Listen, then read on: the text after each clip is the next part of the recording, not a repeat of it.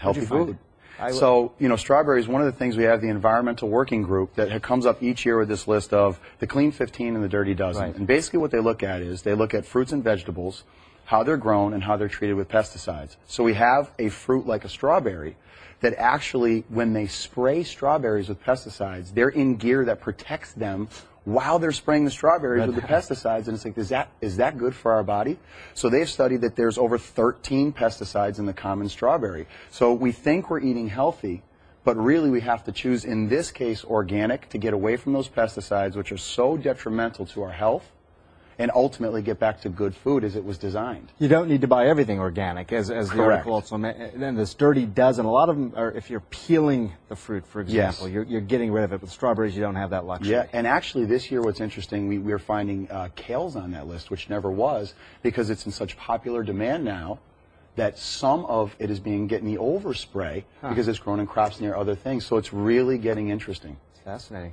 White chocolate. Now, a lot of people aren't going to put white chocolate immediately on the healthy list, but there's, again, more than meets the eye here. Well, chocolate is something that actually, in its rawest form, cacao, that bean, is really very healthy and it has high antioxidants. It really helps our body be well. Right. There's obviously things that help brain function in chocolate. What happens, like with other foods, is the beauty of that food gets stripped down and stripped away and gets processed. So what we end up with this kind of healthy snack we want to give ourselves just to feel good, and we think we're doing good for ourselves, takes out all the nutrition. Right. So we really want to stay closer to the dark chocolate, that organic cacao that keeps all those key nutrients inside of it. You get the healthy snack, but you also get benefit from it.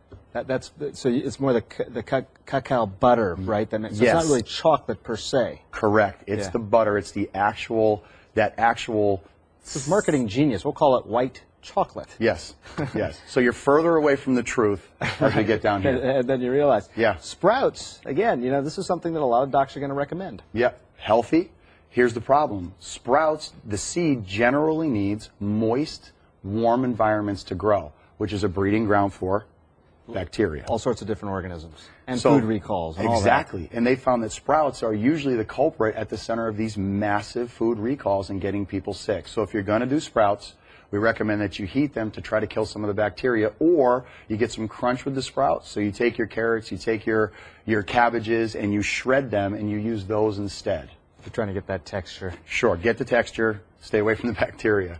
Canned tomatoes. Now, is it the can or is it the tomatoes? It's really the can. So there's a resin in the can that brings these synthetic estrogens into our body, which starts to mess with our hormones. And hormone regulation is really the issue that a lot of people are facing in being unwell and unhealthy, weight gain. So we want to get away from the can, and we want to move to things like glass that don't have those resins in there, or even like a Tetra Pak, like Trader Joe's will have tomatoes in a Tetra Pak, which also helps get us away from the dangers that would be inside the can.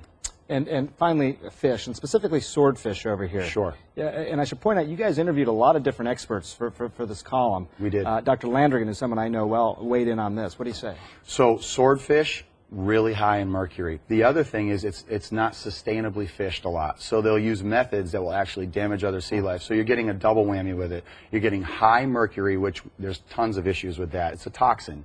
But you're also having these unsustainable fishing practices. So you want to move to things like, wild Alaskan salmon. You want to move to things like Pacific, even Pacific tuna, which gets you a little closer. Snakehead fish now, they're saying, tastes a lot like swordfish. But these are more sustainably fished. They're line caught. They're trolled for. The mercury's down, so it's better for the environment. It's better for your body. Have you had snakehead fish? I haven't yet. I heard it tastes a lot like swordfish. I know. I got to get over the name a little bit, but I'm willing to give it a shot. Change that name, maybe. Really appreciate it.